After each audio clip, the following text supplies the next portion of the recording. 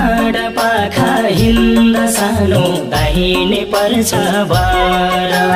पूर्वेली हो भनी चिन्छन् ओखलढुङ्गा घर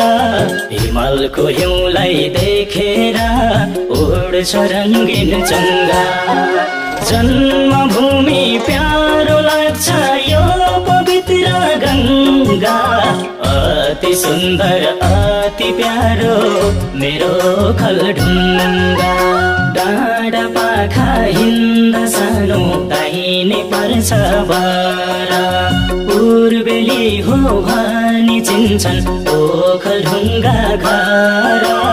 हिमालको हिउँलाई देखेर उड्छ रङ्गिन चङ्गा जन्मभूमि प्यारो लाग्छ यो पवित्र गङ्गा